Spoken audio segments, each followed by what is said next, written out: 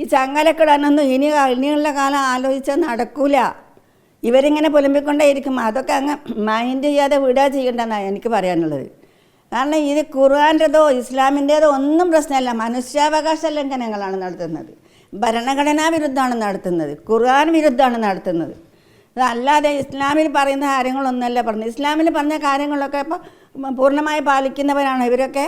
അതും കൂടി പറയട്ടെ, ഇവരൊക്കെ പൂർണ്ണമായി പാലിക്കപ്പെടുന്നുണ്ടോ? ഇതൊക്കെ ഇത് പ്രത്യേകമായിട്ട് മുസ്ലിം സ്ത്രീകളെ എങ്ങോട്ട് പോകുന്നുണ്ട്, ഏത് വഴിക്ക് പോകുന്നുണ്ട്, ഇതും തിരഞ്ഞ് നടക്കല ഇവരെ പരിപാടി.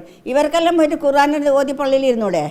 ഇത് തിരഞ്ഞെടുക്കുന്ന നേരം കൊണ്ട് സ്ത്രീകൾ എങ്ങോട്ട് പോകുന്നുണ്ട്, സ്ത്രീകൾ പർദ്ദ ഇടുന്നുണ്ടോ, സ്ത്രീകൾ തട്ടിടുന്നുണ്ടോ, സ്ത്രീകൾ അങ്ങോട്ട് പോകുന്നുണ്ടോ, പിന്നെ ഭർത്താക്കന്മാർ മരിച്ച ഭാര്യമാരിങ്ങനെ സുഖിക്കാൻ പോകുന്നുണ്ടോ? എന്താണിത്? നന്നായി ആഘോഷിക്കണമെന്നാണ് ഞാൻ പറയുന്നത്. ഭർത്താവ് മരണപ്പെട്ടാൽ അവർ വീട്ടിലിരുന്ന് കരഞ്ഞിരിക്കേണ്ടവരല്ല. അവർ ജീവിതം ആസ്വദിക്കണം, ജീവിതം ആഘോഷിക്കണം, എല്ലാ സ്ഥലത്തും പോകുകയും വരികയൊക്കെ ചെയ്യണം. അതിനൊന്നും യാതൊരു തടസ്സവും ഇല്ല. ഒരു ഇസ്ലാമും അതിൽ പറഞ്ഞിട്ടില്ല തടസ്സം. അങ്ങനെയാണെങ്കിൽ മക്കത്തൊക്കെ പോകാൻ പറ്റും ആളുകൾക്ക്. സ്ത്രീകൾക്ക് പള്ളിയിൽ പോകാൻ പാടില്ല. അങ്ങനെ ആരാധനാ സ്വാതന്ത്ര്യത്തിനെതിരെ പറയുന്നുണ്ട്. ഒരുമിച്ച് ആണുങ്ങളും പെണ്ണുങ്ങളും ഇരിക്കാൻ പാടില്ല എന്ന് പറയുന്നുണ്ട്. ബസ്സുകളിലൊക്കെ എങ്ങനെയാണ് ഇരിക്കുന്നത്? സ്റ്റേറ്റ് ബസ്സുകളിലൊക്കെ നോക്കുമ്പോൾ നമുക്ക് കാണാം, അത് ആണും പെണ്ണും ഇടകലർന്നിട്ടാണ് ഉണ്ടാവാൻ. അവിടെ എന്താ ഭൂകമ്പം സംഭവിക്കുന്നുണ്ടോ?